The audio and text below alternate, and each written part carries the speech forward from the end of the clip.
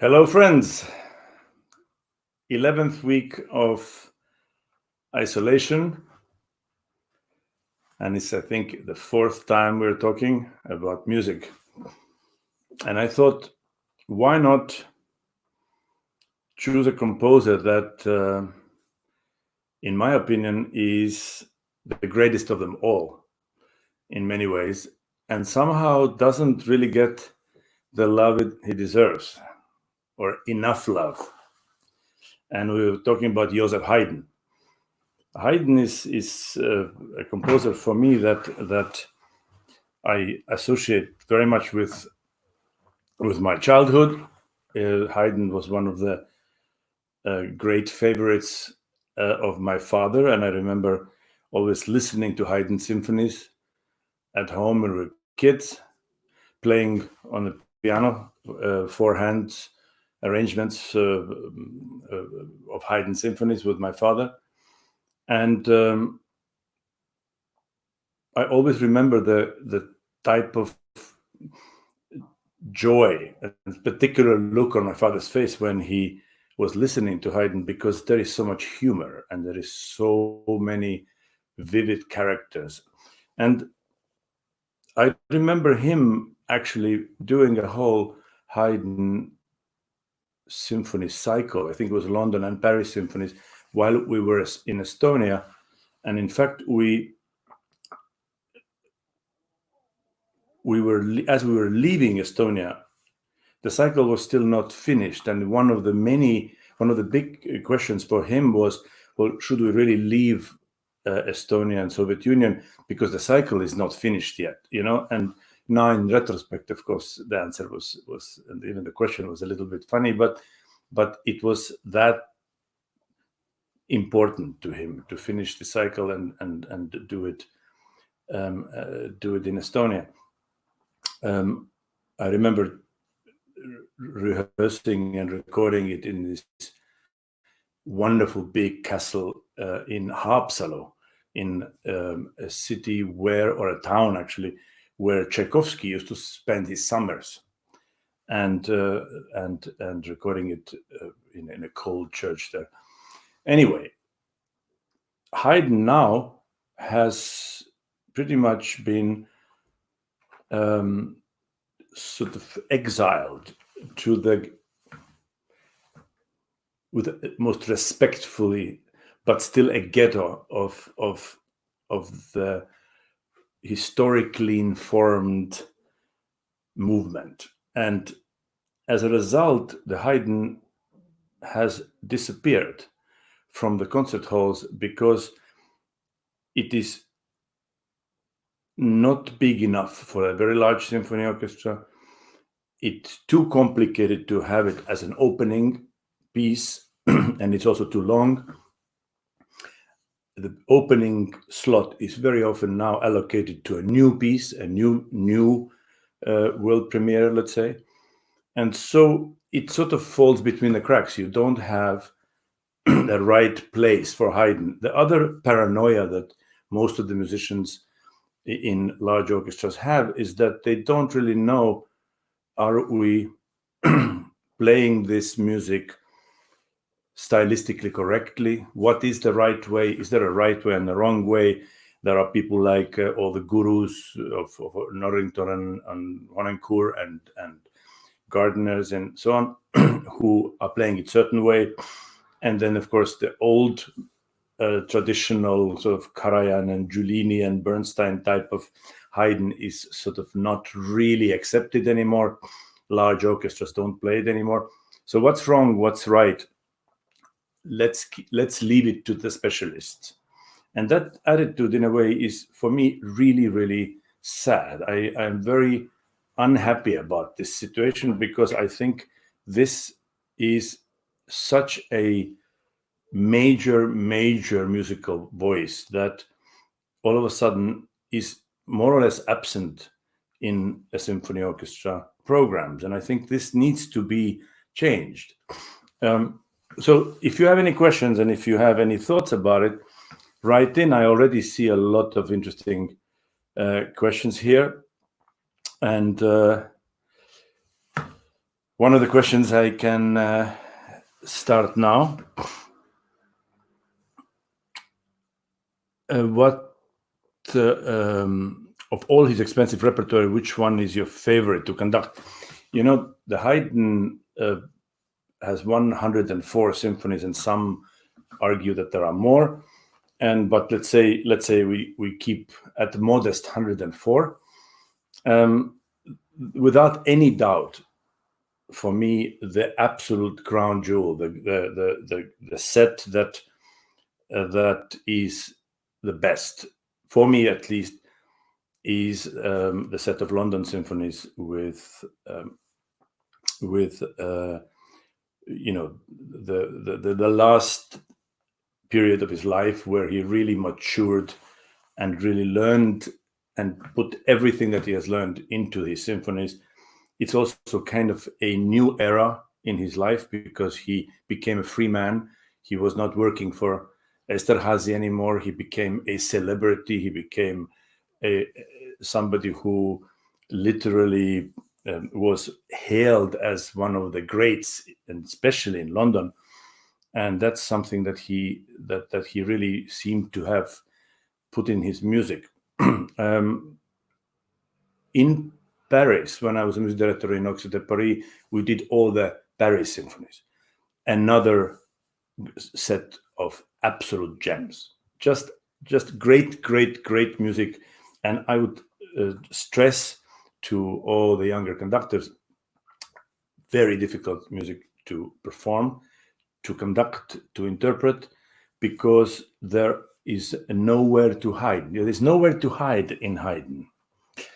And this is one of the things that makes his music complicated, because you need to show your imagination. You need to understand how to make a piece interesting. Everything is in the piece, but very often you hear rather routine and uneventful performances because people are afraid to add their own personal view and opinion to the interpretations of Haydn symphonies. What influence has Haydn on Beethoven's music? Every influence. There is absolutely no doubt that Haydn was one of the greatest influences on Beethoven. They all called him Papa Haydn. That was something that we might not realize anymore, but all Mozart, Beethoven, everybody of that time regarded him as the daddy. He was the big daddy of his time.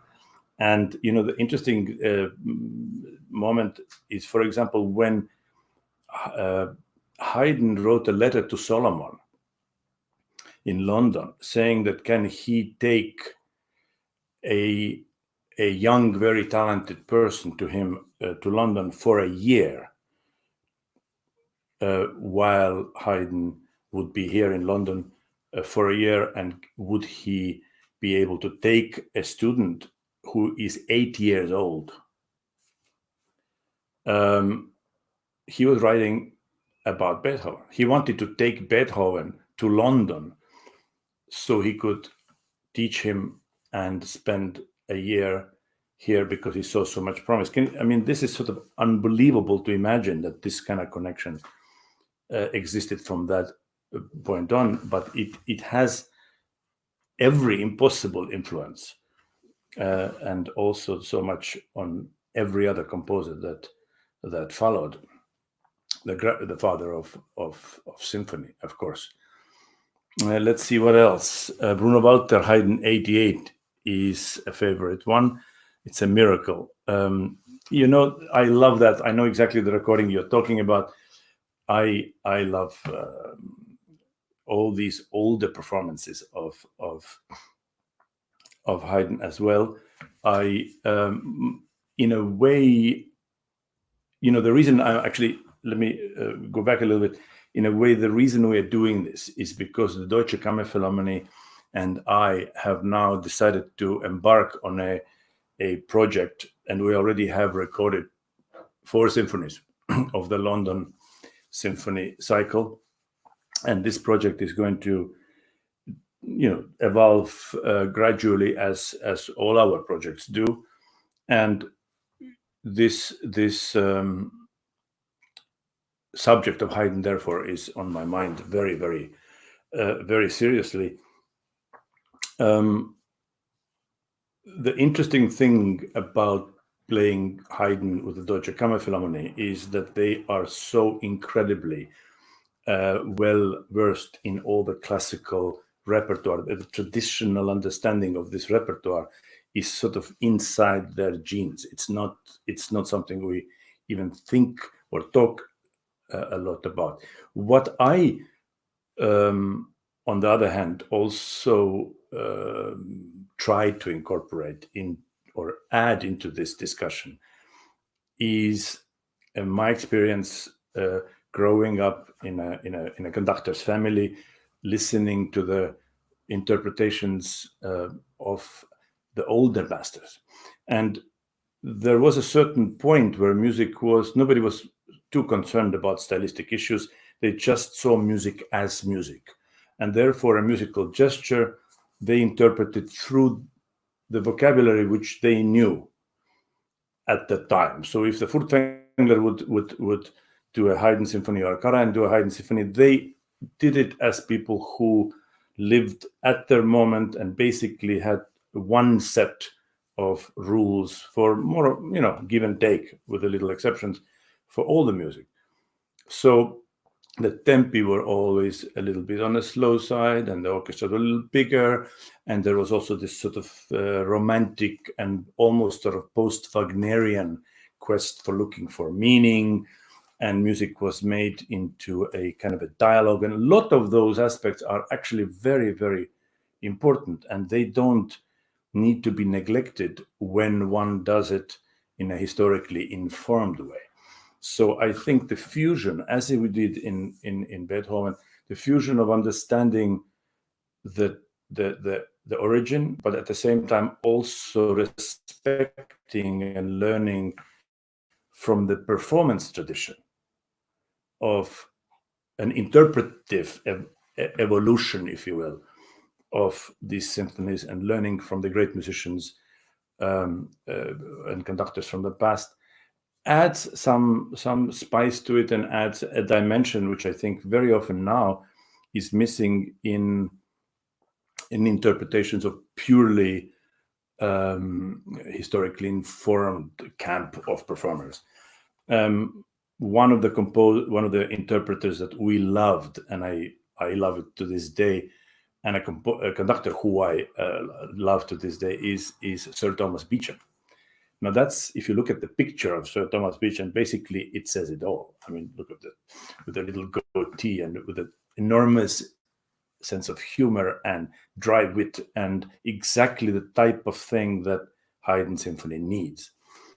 And so I urge you, from all the other current great interpreters of Haydn, listen to some of the older masters. Beecham, don't forget the Beecham. What do you suggest as an intro to Haydn's work for those who might not be familiar, and what makes the piece so special? I think if you never heard a Haydn symphony, then listen to, for example, a surprise symphony by Haydn, where you have this absolutely wonderful second movement when he takes a very simple childish children's tune, lum pum pum pum pum pum pa, lum pum pum pum pum pum pa, this kind of thing, and he makes this set of variations, but of course, because of his sense of humor, and because his sense of humor is so down to earth and so close to the ground in a way, and many often sort of see his music as slightly peasant-like, which is, of course, basically not true, because he's a super sophisticated, and as a person also, he was a very sophisticated human being. And then he sort of knows his audience, and the audience is so kind of polite and listening, where, oh, that's very nice, and they're all sitting, and The second time, when he repeats the same, yum, pum, pum, pum, pum, bam, all of a sudden, he just bangs the last chord so that everybody who is almost sitting and slightly falling asleep just jumps off their seats to the point where I mean, people would just be screaming. And in a way, I just love, this is Haydn in a nutshell for you. And to me, that's a good introduction. The shock, but also and then he goes as if nothing happens, as if nothing happened. And the people who dare to bring this out and have a little bit of fun with these interpretations are ones who I think are most successful in and finding the key to his language. Okay. We have a question from Azerbaijan. Let me see. I don't want to lose. I lost Azerbaijan. Oh yeah, found it.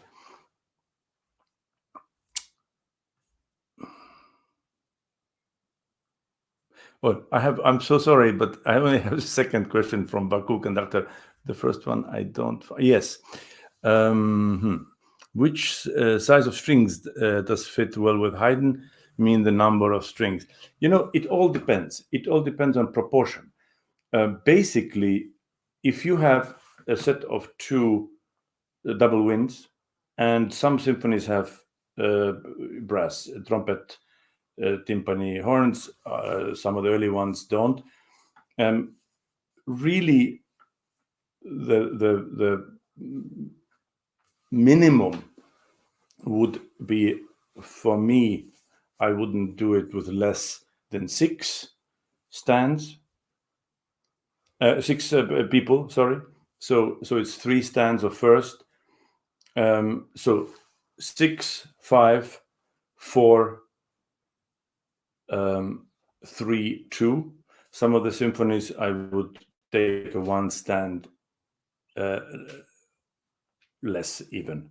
It depends. The Haydn London symphonies are already very, very romantic symphonies. They are not romantic per style, but they are substantial, big symphonic pieces, and they're having 8 first violins, 10 first violins is also not impossible. It's very important to make sure that the winds are audible and all the inner voices are clear. But that very much depends on how well is the orchestra versed in the performance practice and the style. Some orchestras are trained in America. Very often, orchestras are trained to take everything very face value. So if the trumpet see bam, they play like this. And a Haydn symphony, it would be bam. It would immediately every brass player would know that the long notes, even if they are held over to bar line with a slur, the idea is to present the note and then come back from it, and similar thing with all the accompanying repeating notes. Nobody will play face value, you see, and then it would go with the phrase. And these things are, of course, elementary. It's elementary to everybody who has learned and understood and studied the performance practice of that time. If you are conducting an orchestra where that is not the case, then my suggestion is mark the set of parts with the diminuendi and subito pianos and all the things that will otherwise take too long to explain to the orchestra. How do you think, it's a very good question, how do you think being kapellmeister influences composing style? Well, that's the interesting thing about Haydn symphonies, is that if you look at what he writes in the score, then you realize that he expects a lot of the work to be done in rehearsals, and he basically wrote them for his own Esterházy band, and he was in fact a band leader. He had this group, he sat down, he worked everything out, everybody already knew what he wants. It was an orchestra that functioned and worked together. They all knew exactly what was going on. They also didn't have to each week change styles. They were not playing Berio sequenzas, in alternate weeks, and they were not doing God knows what else. They basically played what Haydn wrote. So if Haydn writes a forte, and then he writes a forte for everybody, subito forte, that doesn't mean that everybody needs to play forte. That means that there are certain instruments that don't have to play more than mezzo. Others who are playing thirds could play a little bit more. Certain groups that are repeating notes underneath can drop down a little bit. So it's all a question of balance, and these balances all were worked out during the rehearsals. And when it was worked out, then they presented a concert. So it was not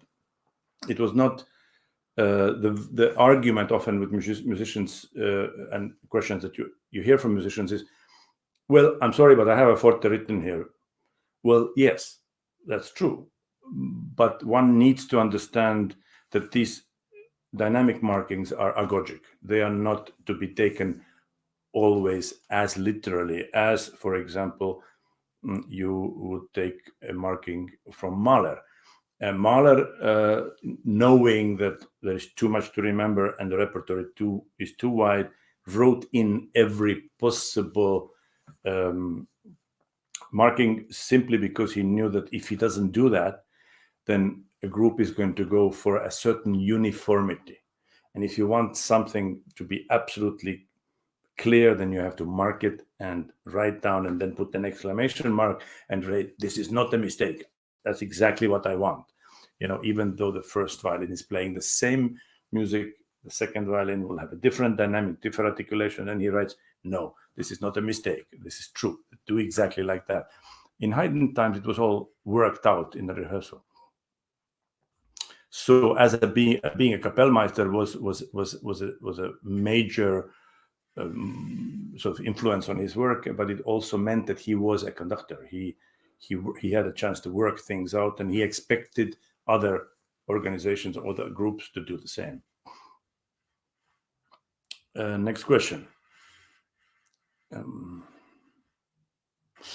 What should somebody look for in Haydn symphonies when coming to him for the first time? As someone who enjoys Beethoven, Mahler, and Brahms, I know Haydn's important, but he sees intimidating. There is nothing intimidating about Haydn, because Haydn's music is just like any other music, basically. It is music that needs to be listened and not thought about. The biggest misconception about this whole good, great music, this sort of intellectualizing music, is that we think about music, and we have to, and it's part of it. But if you go in to a concert, then you need to forget about all this intellectualization and actually see how does it make you feel. And if you take a Haydn symphony and a good performance of a Haydn symphony, let's say take 88 and listen to the finale, 102, listen to the finale, well, any of them, and if it's a good performance that has imagination and sense of humor, there is not much else necessary. My suggestion always is that don't just listen to one interpretation and say, I listened to Haydn once and it's not my thing. Listen to a different set of interpretations of the same piece, and try to get as different point of view as possible. Because if you even look at, for example, for me, from the living Haydn conductors, number one, and I adore Norrington. I think he is simply just exceptional Haydn conductor, and in general a great conductor. But his Haydn has all the qualities of joy and form and the inner movements and inner life. But if you listen to all these so-called specialists, and they are specialists, of course, on their own right, who think that they have the answer to how to interpret classical music, you listen to, all of them will do the same symphony drastically different. If you listen to Honencourt and Norrington do a Haydn symphony, it could not be more different. That shows, what does it mean? It means that there is no such thing as a definitive way of doing something. It needs to be convincing. If it's convincing, it's good. Even it doesn't have to be right. It needs to be convincing, and convincing in this particular case means that it's a person who has found their way of telling the story and have enough evidence that can prove that Haydn is sort of behind it. But it's not a scientific experiment. It's not a research when one needs to have a kind of a thesis written of this is the correct way of doing it. There's nothing worse than correct music making. Next. Repeats in the movements. It's actually a very interesting question. I almost always, without an exception, take the exposition repeat. Sometimes in the Haydn, he adds repeats also in the second half of the movement. At the end, going back to the development, it depends on the length and the proportion, and frankly, it also depends on the musical material. Not all of it is equally good or equally, I wouldn't say good even so much. It's just that not everything needs to be heard twice. The repeat of the exposition very often has to do with the proportions. If you don't take the exposition repeat, often the movement sounds lopsided and unbalanced. At the end of the day, again, your choice. And you have to see how you intuitively feel. It's not, nobody else can really tell you. There you have to trust your intuition and also trust your sense of balance and logic. What is your opinion about performing this kind of repertoire with orchestras that are not used to your or period stylistic vision, if the time is limited regarding bowing speed and so? It's a very, very good question. I think that if you go to an orchestra, first of all, you have two choices. Number one, if you have a choice of not doing it with this orchestra and telling the orchestra that you would rather do a different piece from a different time period, that's one choice. If you don't have that option and you want to do the concert, then be prepared with your own set of parts. I studied Haydn symphonies with Max Rudolph in Curtis. I have some of the scores that he photocopied and gave me. Every single bowing, and I'm not talking about a generally, a fortepiano for the first violin. Every single line, second violins, violas, cello, bass, second oboe, everything was marked so that the copyist could put this exactly into the musician's parts without any question marks. Is that supposed to be for both oboes or one oboe or just the first violins or maybe both? Everything. It was foolproof, absolutely foolproof, and having your own set of parts at the end makes it so much easier and eliminates the guessing. In fact, some of the musicians, we did a Beethoven concerto with Frank Peter Zimmermann not so long ago, where he showed up with his own parts, and everything in the score was marked exactly the way he wanted, so that the subito piani, the ritenutos, everything. And practically took no time to rehearse, and the result was wonderful because, of course, the limitation of this is that if you are doing this, then musicians will always play exactly what's in the parts. There is no leeway of changing things in concert as much as in some other instances.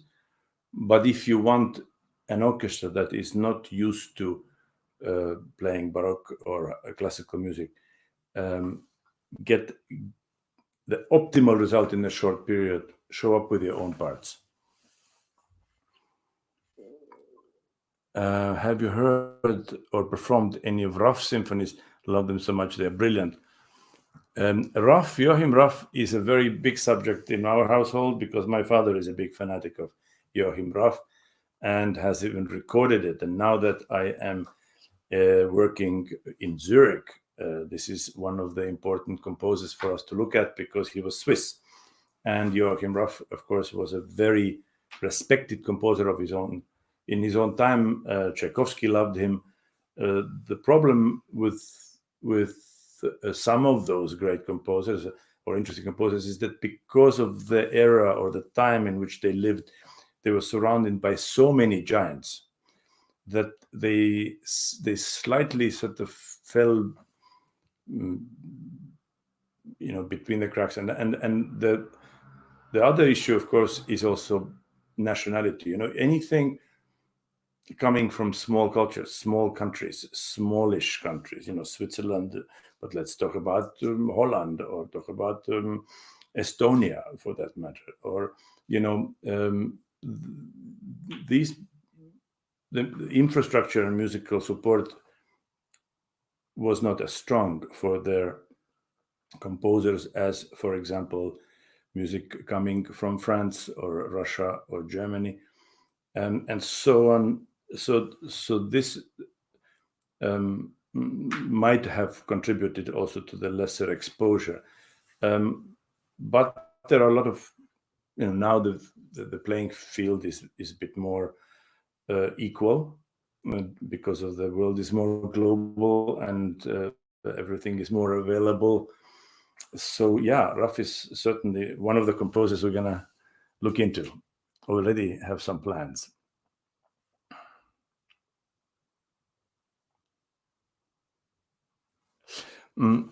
Have you ever thought about making a DVD cycle or a documentation of Haydn to promote his music, just like you did with Beethoven, Schumann, Brahms? Well, actually, yes, because one of the things that we are now embarking on with the Deutsche Kammerphilharmonie is a cycle of Haydn symphonies and London symphonies, in fact. And this, at the end of the project, there will probably be a DVD and CD set with a documentation, pretty much, I would hope, something similar to what we did with Brahms and Beethoven and Schumann. It is still a work in progress, so it's not anywhere near finished yet. But definitely this conversation is sort of one step in that direction. So yes, answer is yes.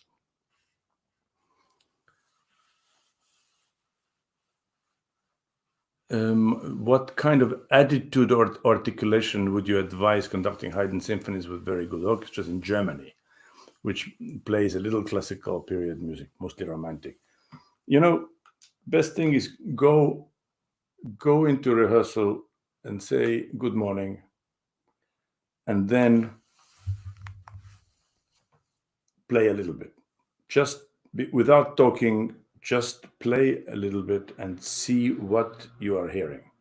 One of the interesting things about the orchestras, even the great traditional big orchestras now in Germany, anywhere else, is that the musicians are all young, and musicians often have studied and gone through a long journey from the youth orchestras and all the training orchestras and so on, the schools. They are more and well versed in stylistic issues. So if you go to, for example, one of the things I can say is that when I went to the Frankfurt radio, the Hessische Rundfunk, it was astounding how well they actually played classical music and Haydn, for example, and we did Schubert and Haydn, some Mozart as well, because they were trained and because there was a tradition of playing this music in a certain stylistically correct way. So I wouldn't expect immediately the worst. Go in and be an optimist. And still, I would advise that if you do a Haydn symphony and if you really specifically want something very particular, which is something that I always do, I would bring your own parts. Bring your own set of parts marked by you, or send a set of parts to the librarian who can distribute them to the orchestra.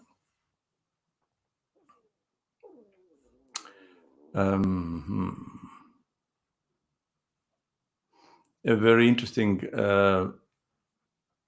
question. Do you do repeats differently musically? So I understand the question. Do we interpret the music differently when we go back and repeat it? I have just read another question. Do you like Japanese people? I love Japanese people, but that's off the Haydn subject. I think that if you are a creative musician and have imagination, it would be almost impossible to do the repeats the same way as you did the first time. I always try to do different things in the repeats. I try never to repeat the same gesture twice, musical gesture, because it's just not interesting and it's robotic. In fact, if you say hello, good morning, hello, good morning, hello, good morning, and you keep repeating, it's a robot. You cannot, if you're talking to a human being, then you have to say a little nuance. Something is going to be different because people react to you, and the reaction makes you already say things differently. I am actually missing so many questions now because they're going by so quickly. So forgive me if I don't get to somebody.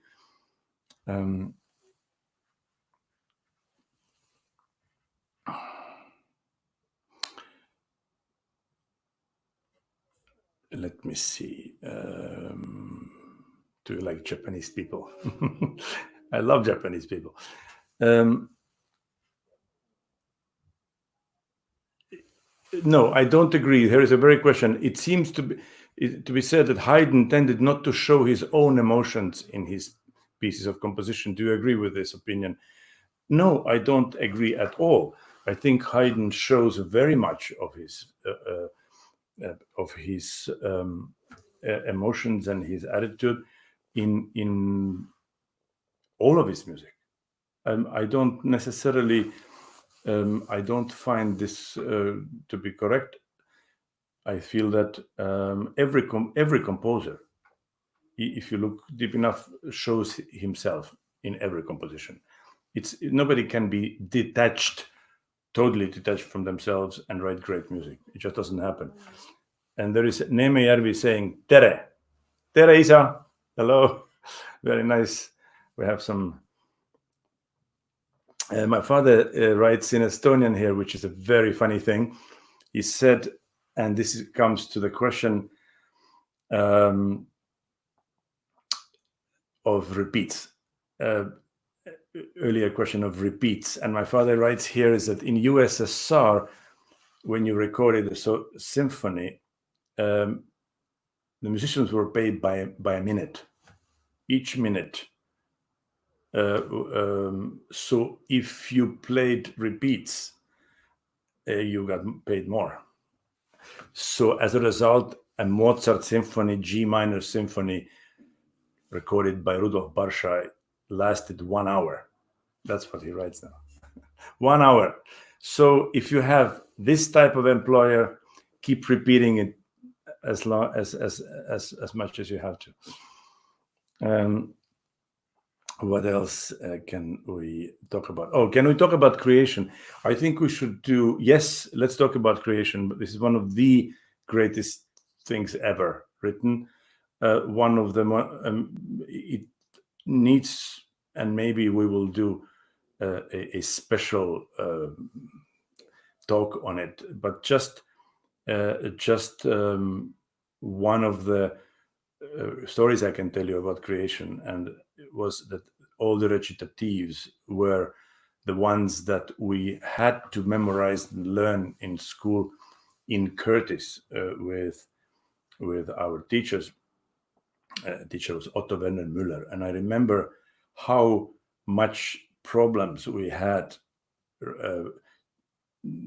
conducting these recitatives, and how important he thought was to know the recitative. So any young conducting students, if you want to have a little hint of what to look into for auditions, recitatives from creation are the key. It's one of the greatest pieces ever, but it needs a special, perhaps more dedicated session. Father writes, Cavatina for Violin by Raff. That's one of the pieces that he loves, and also 11 symphonies. So, as you know, my father all of a sudden has joined the conversation and is very excited about 11 symphonies of Raff. Do you think London years, specifically last 12 symphonies, differ from his Viennese works? Yes. One of the things that happened during the time of Haydn, when he left Esterházy and when he got invited by Solomon to do the write symphonies for Solomon's orchestra. Solomon was kind of an amazing figure. I'm not sure where he was from. Probably one of those Eastern European, Romanian, Jewish violinists who he would play a big solo piece between movements of Haydn symphonies during the concerts, and he was a leader of the orchestra. Also, he was the financial person behind the whole organization and the impresario. So he was one of those amazing people. What was interesting is that Haydn was treated as a servant. He never ate at the table, with his masters in Esterházy. He was eating in the kitchen with his musicians.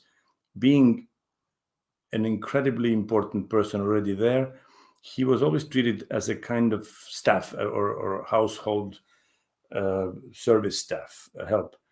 When he came to London, he literally met the royalty. He was one of those people who became enormously popular and loved by not only the people and musicians, but also the upper echelon of society. And you could feel the type of music making, or the gestures, they're all somehow more open, they are more grand, they are more confident. Not that he ever had issues with confidence, but there is a difference, I find. It's also maturity. He became so. An interesting point is that he earned more money in his few years in London than in his entire service for, I think, 20 or 30 years with Esterházy. So he became so rich that he bought a house in middle of Vienna, which made Viennese really angry, because he was a composer. He was help. He was a band player, so to speak. So why would he live in an important place in the middle of Vienna? That was an interesting difference between the way he was treated in Austria and the way he was treated in England. So yes, England had a very strong influence on the way he was using, or he was writing. Which editions do you use for Haydn? I use the Haydn Mozart press. I think it's very reliable, and always I've had a very good experience with that. So Haydn Mozart press. We wait for you in Baku. very, very much looking forward to someday coming there. All right, working some Haydn symphonies with different good orchestras, such as Deutsche Kammerphilharmonie Zurich, for example. What would you listen differently, and what would you absolutely keep the same? Well, if you have, let's say, Zurich, Tonhalle, and a Deutsche Kammerphilharmonie are basically two very different type of orchestras. One is a romantic, large-scale orchestra, and another one is specific, very specific, and particularly concentrating on the classical and early romantic music. And now, of course, venturing out to other areas. Certain things, interpretive gestures, will remain the same because of perhaps some size differences. I mean, probably a Haydn symphony, especially with the London symphonies, I would do it with a little bit bigger orchestra in Zurich than I would do in Deutsche Kammerphilharmonie. So that in itself would create a few balance issues, which will then need to be addressed, so to speak. But a basic gesture and a basic swing of music will be pretty much the same. What's Haydn's influence on classical music? Well, Stephen Isserlis, hi, very nice to have you here. Question is, what is the Haydn's influence on classical music? Well, he is the papa of symphony. The symphonic form, the real symphonic template as we know it today, we could easily credit to Haydn. And one could argue that yes, there were symphonies written before, but he kind of perfected and crystallized the form of the symphony. The introduction, and then you have the sonata allegro, the allegro form, the development, the way things all work, and it's scientifically basically structured. A symphony, when we think of the template of a symphony, we think of Haydn. So basically he has given us a foundation on which to build on. And so even later, when composers deviated from that blueprint, so to speak, it was always compared, well, is it really a symphony? Can we really call this a symphony? Because it doesn't correspond exactly to the kind of structure that was created by Haydn. So anyway, he was the person who laid the foundation to a classical, and then later on to a romantic symphony.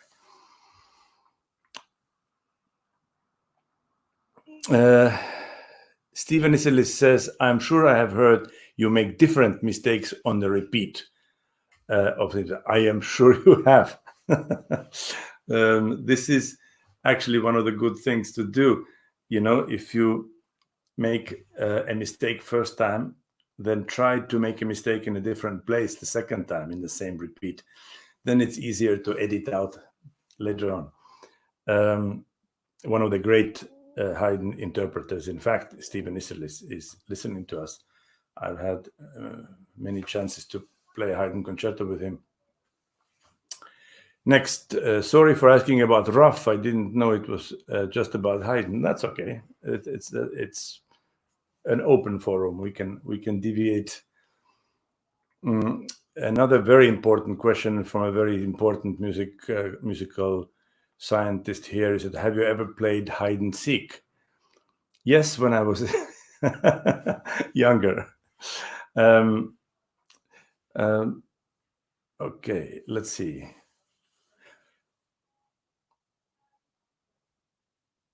I'm glued to your blue eyes. Okay, thank you very much. That's not really about Haydn, but that's nice. Thank you.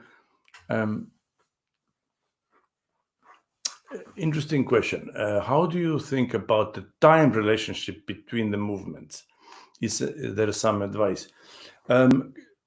If I understand what you mean, and I might be wrong now, you mean the timing between the movements, how much time to take between movements. It all very much depends on what kind of piece it is, what kind of movement it is, and also how you feel movements relate to each other. There are certain beautiful slow movements where I feel one needs a little bit of time to just enjoy and let the movement sink in before we start with a scherzo, for example. On the other hand, there are slow movements where you just feel you go immediately into the scherzo, and somehow that surprise element is so powerful and so intuitively right that you just do it. Is there a law or some kind of a particular tradition to it? No. Everything is up to you. It very often, what will happen in a Haydn symphonies, if you are doing it with historically informed orchestra, for example, like the Deutsche Kammerphilharmonie, they will come up to you and say, Paavo, please, we need a little bit of time between the second and third movement because we have the instruments which we need to change because they're playing natural trumpets, for example. So they need to take different instruments, or a timpani that is manually tuned. They simply cannot, because they are small kettle drums without pedals, and they need certain amount of time to tune it to a right key. So some of the timing is simply dictated by the practical aspects. Leah, my daughter, says hello. Hi, Leah. Let me see.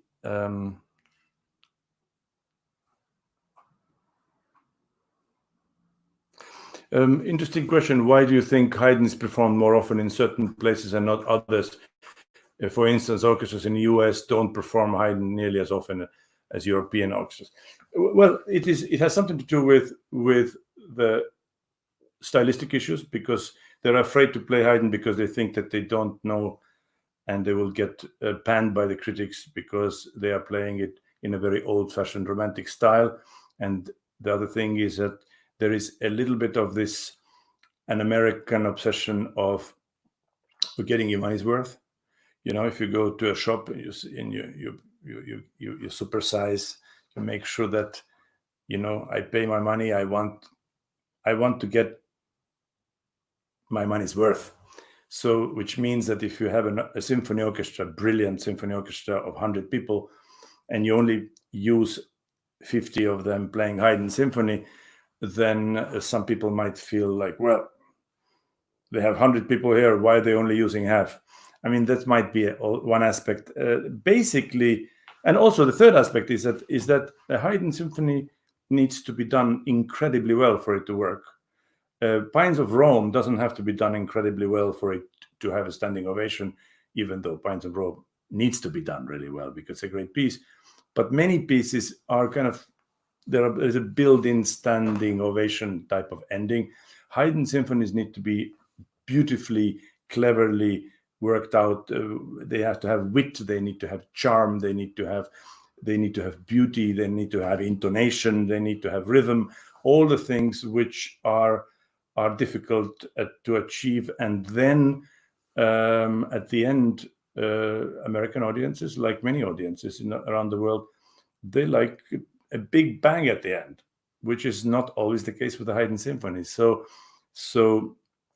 orchestras opt to go for something romantic, and in the first half you usually have a very important soloist playing a show, a war horse, and so the Haydn symphony that takes 30 minutes doesn't have any place on the program, because the program itself cannot be too long.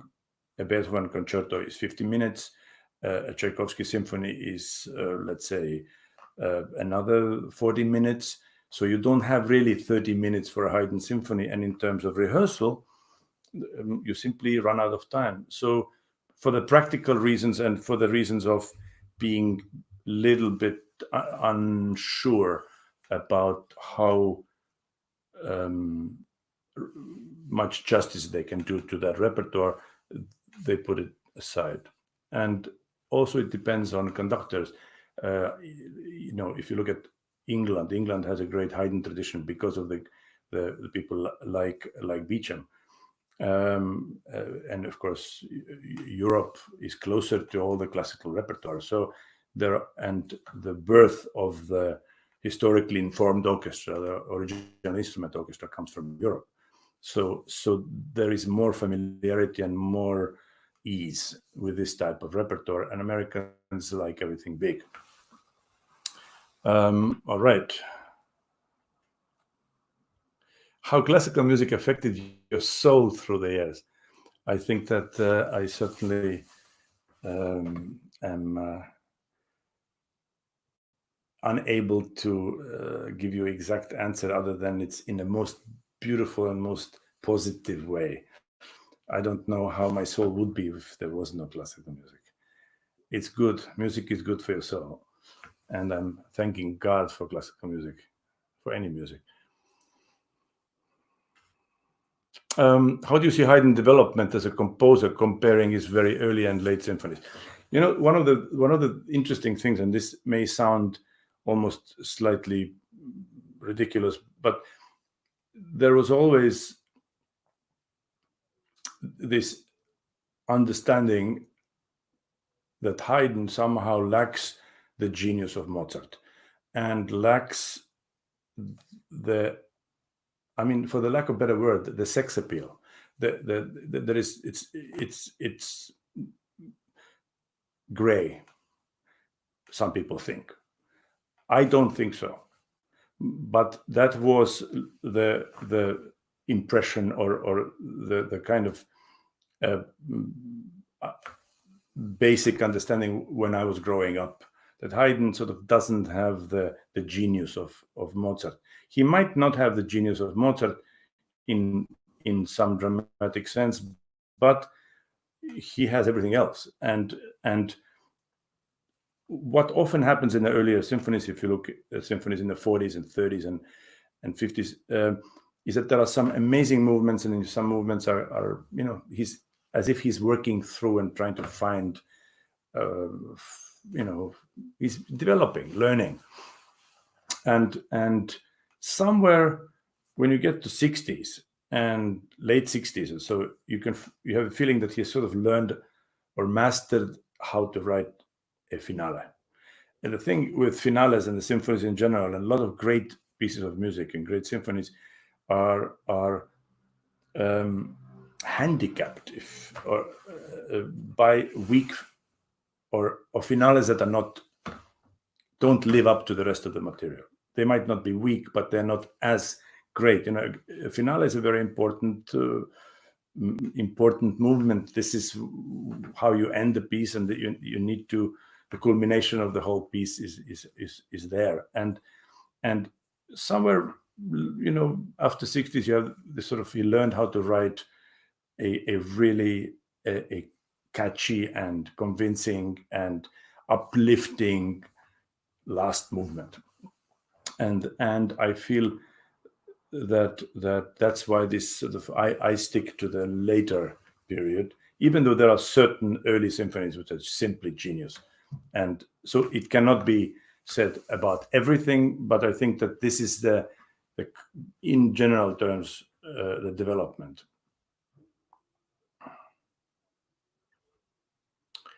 Let's see, what else do we have here?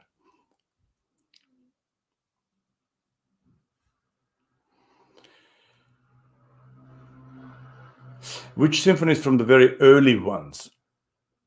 Well, I mean, there are the three early symphonies, which are the morning, evening, and late afternoon, late evening, afternoon, and Midsummer Night's Dream, and 6 o'clock tea. You know the symphonies. These are the ones I would go first. You know what I'm talking about. There's a lot of early symphonies. The Matin, for example, is a fantastic piece. Which Haydn recordings we should definitely have in our collections? Don't hesitate to go for Sir Thomas Beecham Haydn set. Definitely, and for me, a must is Roger Norrington with Stuttgart. Really, perhaps it doesn't get much better than that. But then again, I would also have some of the Bernstein recordings, very different world, but very worth listening to, especially for certain very, very sophisticated inner workings, which only a great conductor can even notice in his music. So I would go for Furtwängler, Bruno Walter.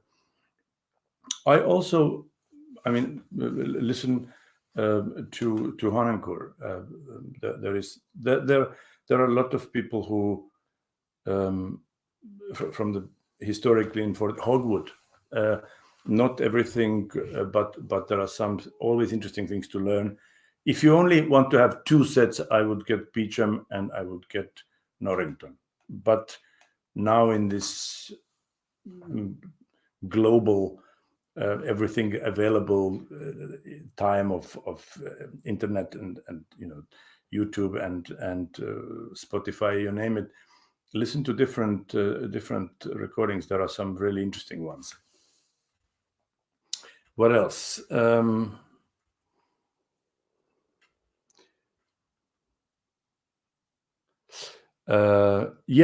father writes a very interesting comment here, and it is very true, is that don't get too involved and too bogged down by the names. Haydn didn't give any of the names to any of the symphonies. It was all done by other people, publishers, and so on, to sell the copies.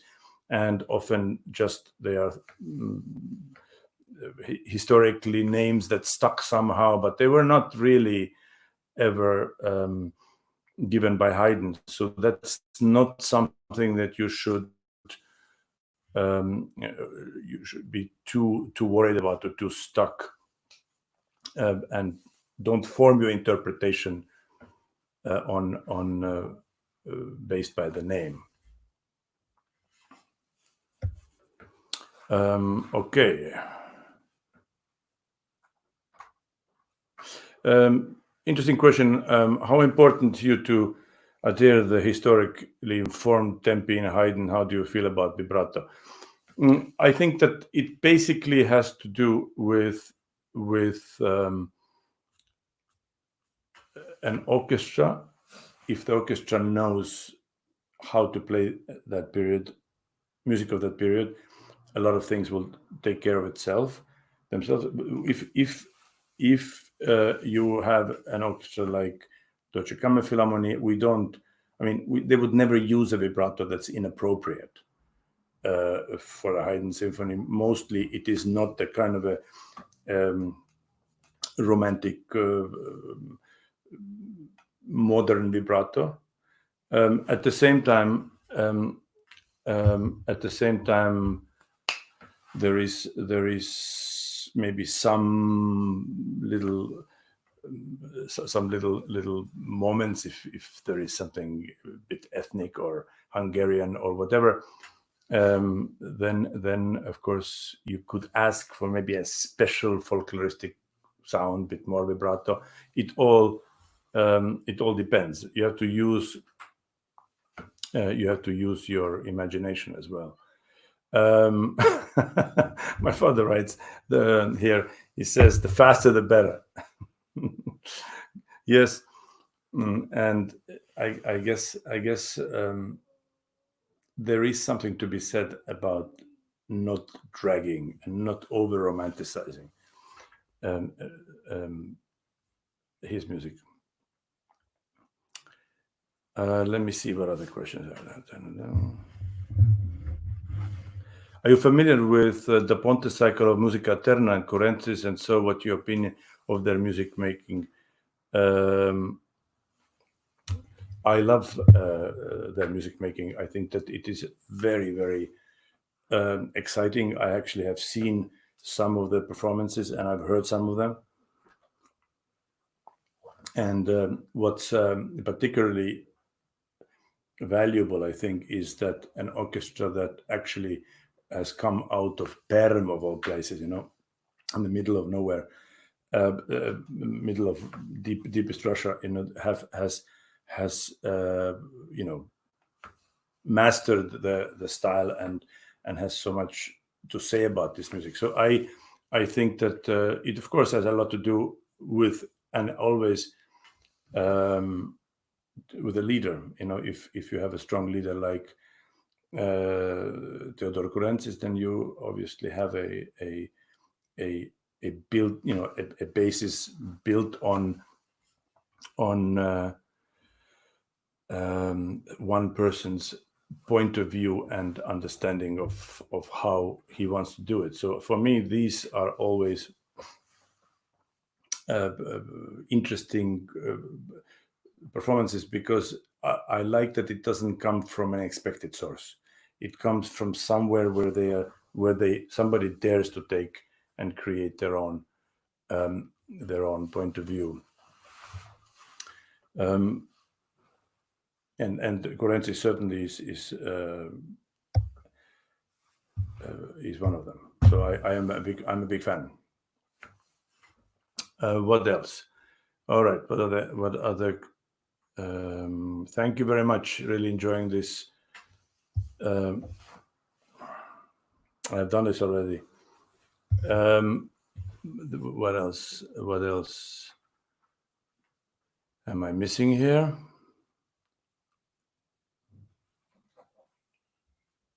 Interesting question.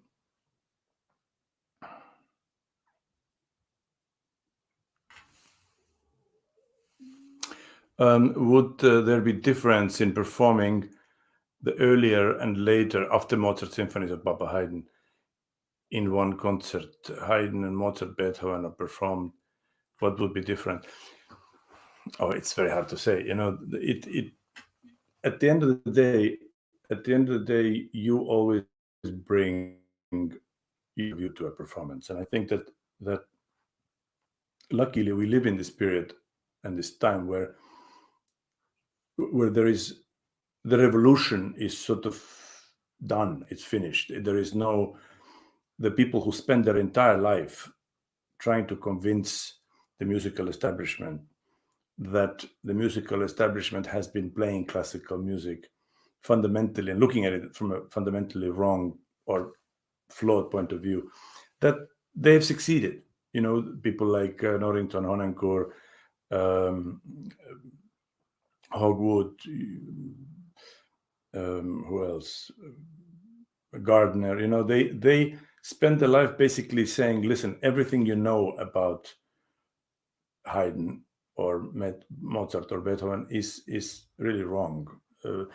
Actually, they had smaller orchestras. Actually, the metronome markings, the tradition of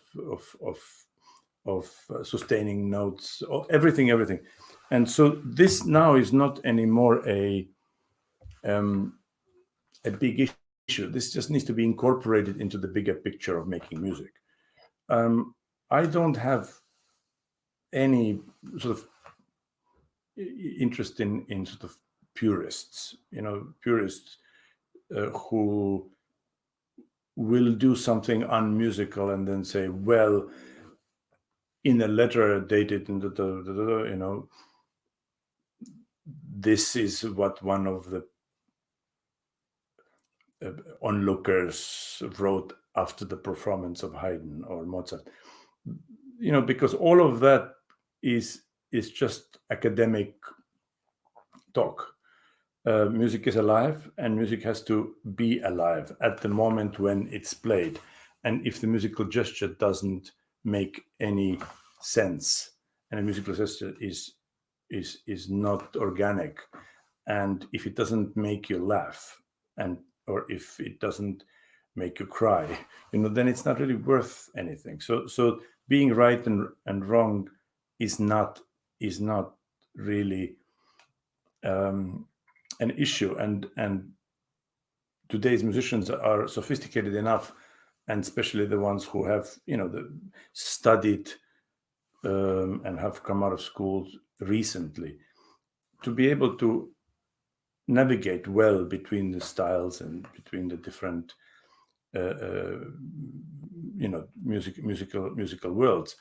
And I doubt that too many musicians who are in the, let's say, mid-20s would play a Brahms sonata and Handel sonata with the same vibrato, with the same articulation, with the same musical understanding. So we have gotten to the point where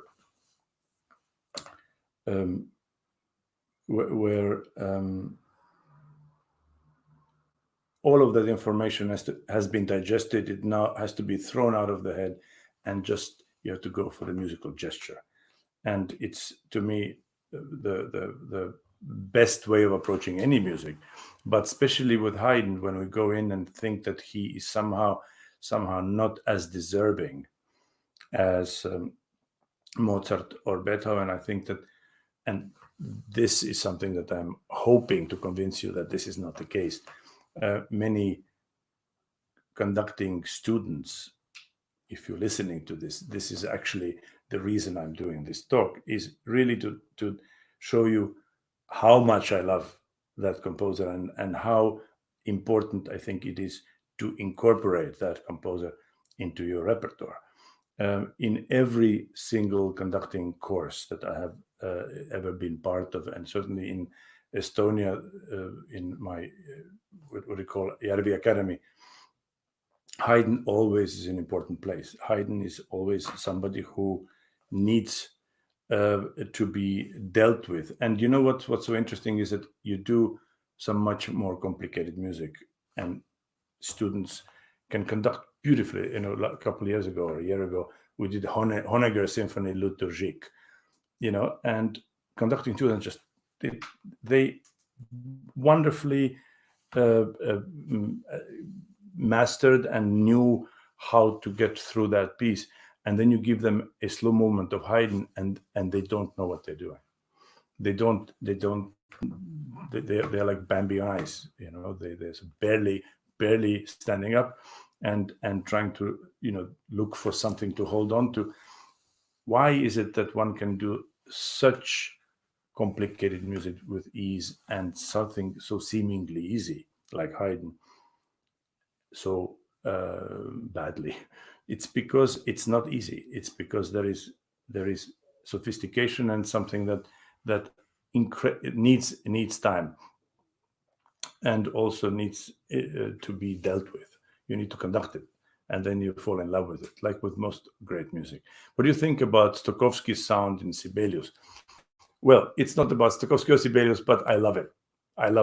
Sibelius, we already did one. I also want to do one more talk at one point about Beethoven, because I felt that I didn't answer so many questions, and I think that we should actually, because it's a Beethoven year, we should actually dedicate a couple more conversations to Beethoven. But going back to Haydn, there was some more to talk about. What is the character of feeling in Haydn's music different from Mozart, for example? The difference is that Mozart is an opera composer, and Haydn is a symphonic composer, in a very simplistic terms, because I think that it is a very simplistic answer, but basically that's how I see it. And in Mozart symphonies, you basically conduct operas, and you see the characters, you see the operatic gestures, you see the arias, you see the vivid visual aspect of music. Well, Haydn writes symphonies, and it's an instrumental music with a lot of character and a lot of inner workings. But the type of narrative that you see in Mozart, for example, in any of his piano concerti or any of his symphonies, you just hear the opera. I hear opera in every Mozart composition. In Haydn, it's instrumental music. Even with all the great vocal music that he has written, I find his thinking more instrumental. Oh, another friend here. 1 second.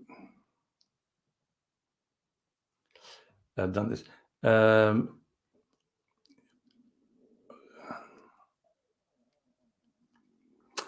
In your Mozart, Beethoven, Brahms symphonies, you always bring out the character within the rhythm and find sensitivity and nuance between themselves. Do you approach it the same as in Haydn music? Well, in a way, I don't have any particularly different approach when I actually go to a score. I look at it as music, and when I look at Haydn's score, I live in that world. I live in Haydn's world for that moment, and in a way, you get turned on and excited by all the little funny harmonic deviations, certain quirky little transitions, certain things that strike you funny, and so in a way, I look at these little things all the time, and I look at, is it a mistake? Is it there for a reason? If it's there for a reason, then how does one make this vivid enough so that it comes out and it doesn't sound like a kind of a clumsy mistake? So, on stage, you also have to be a little bit of an actor, and actors on stage always exaggerate things because they need to make sure that it speaks and translates into the back of the hall. So all the gestures that we make, we tend to exaggerate a little bit, and we then have to see how much, and all these little things. And this is how slowly the interpretation develops from all these little decisions and little finds and little nuances and little differences of color. If something repeats, and if you do something again, will you say it the same way? Will there be a different way of saying it? So I think that approach is basically the same as all the music. You try to get in as deep as possible and see what are the charming moments that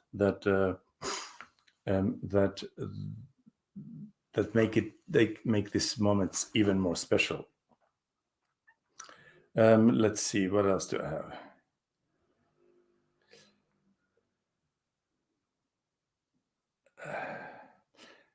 A funny question. This question comes up almost every time, regardless of the composer. Is that would you think that you would enjoy his his company if you would meet Haydn?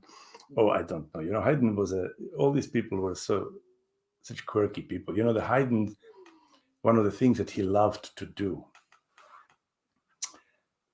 when he was in London, he loved to go and sit in the courtrooms and listen and observe the criminal court proceedings. Just he was somebody, I suppose, a little bit similarly to how we perhaps like to look at a movie and see how the plot develops. And especially he enjoyed all the divorce cases, and he would actually go and listen and observe the court proceedings of divorce cases and murder cases, and so these were all pretty multifaceted individuals. Haydn was also somebody who, he would read papers and learned languages and spoke languages. And what was it? I think he even, there was something unusual, something like Hungarian or something that he also knew. But I mean, these people were all quite quirky and interesting individuals, on top of the fact that they were also great composers. So I don't know. I wouldn't be able to answer the question how he would be, but certainly would be interesting. Would be very interesting to meet somebody like that. Did the scores of Maestro Rudolph contain many markings in the winds? When the conductor brings his parts to the winds, have to be marked with articulation slurs. Yes, I think that the winds need to be marked just as carefully, and in fact just as or even maybe more diligently when it comes to dynamics. But his parts were very, very, very clearly marked. He always had very thick, a dot so you could see it, or the Keile. You could always see exactly what he wanted, and a comma. There was always a large comma between the note where he wanted phrase to be retaken or a breath taken. So yes, mark the winds just as carefully as you do with strings. The difference is, and there's one important thing, the problem is that when you tell a string section or ask the string section, can we try this once without vibrato? Or can we do a little more vibrato? Or can we play this section on a G string? A string section would immediately try it. And they will say, let's try. If you ask an oboe player, you said, can you play with a little bit of vibrato here? They get offended. They say, oh my, so this is my sound. Which is ridiculous, because of course it is their sound. And at the same time, it is also possible to fluctuate and control the vibrato and control the quality and of a line. So there are other human issues why people often don't ask wind players when it comes to sound, but they should, because I think that a great wind player would immediately understand and would be willing to see the musical character. If, for example, you ask, could this be a little bit less soloistic and a little bit more sedate and slightly flatter in character? A great musician would immediately understand, but you have to see which musical situation you are in. Well, basically, yes, Haydn is more difficult to conduct because it does expose conductors' musicianship more than other composers. I agree. This is totally exactly the way it is. A mediocre musician can hide between a lot of noise or behind a lot of noise with a great orchestra and can sort of get away with it, but there is nowhere to hide in Haydn, as I once said already before. All right. Let's see what other thing.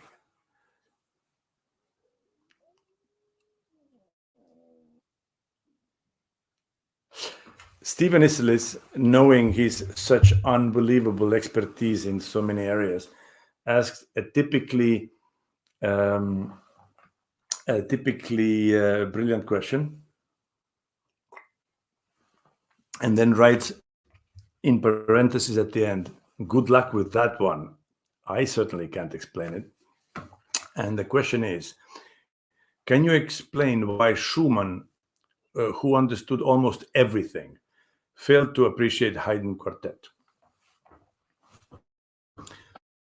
Well, I think that it's a matter of, in a way, I mean, I don't know, I don't have any real answer for it, but speculation would be that what Schumann was expecting from piece of music, some kind of more personal, more intimate type of expression, was something that was not, that he didn't find in Haydn's. I don't I mean, a lot of, if you start thinking about attitudes that people had about Haydn in general, you know, they found him boring and gray and academic and this and that, and you know, I don't share that point of view, but there are some great musicians who didn't and could not possibly. It wasn't because of lack of their own quality. They were greatest as Schumann is, but it's a matter of taste perhaps as well, and matter of just aesthetics. It wasn't the type of aesthetic that he felt necessary in music. I mean, if you start thinking of Tchaikovsky talking about Brahms, saying that Brahms has no talent, and literally the words of Tchaikovsky, Brahms said, he said that Brahms had no talent and is boring. I mean, what does it mean? That means that for Tchaikovsky, what he needed, that emotional impact that was absolutely necessary, was missing in Brahms's music. For him, for me, I mean, we can't agree with this, but it is hard to imagine sometimes why some composers react in certain ways to their colleagues. But I mean, John Cage, who liked the kind of music John Cage liked and what he was writing. His favorite composer was Edvard Grieg. So, what do we know? It is the world is full of mystery.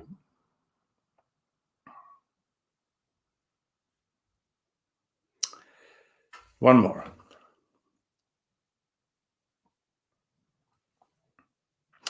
Well, I mean, this is for Stephen. If you're listening, this is an interesting question, and perhaps you should be the person who gives us a little bit of advice. Could you recommend us, parenthesis, young conductors, especially non-string players, some specific Haydn string quartets to study?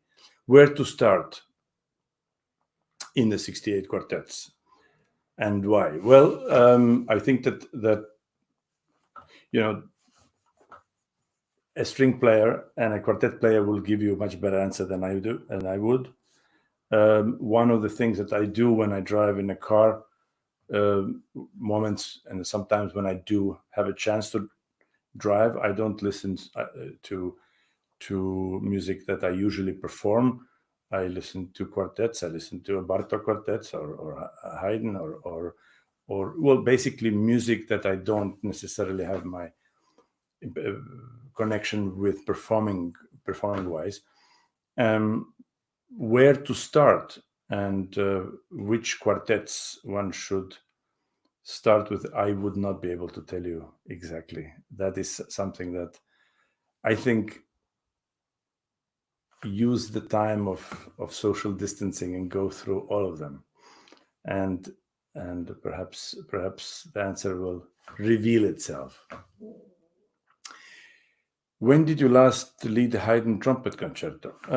I have been lucky to perform a few times. It was once with Hardenberger, once with Alison Balsam, and what was one more time with somebody.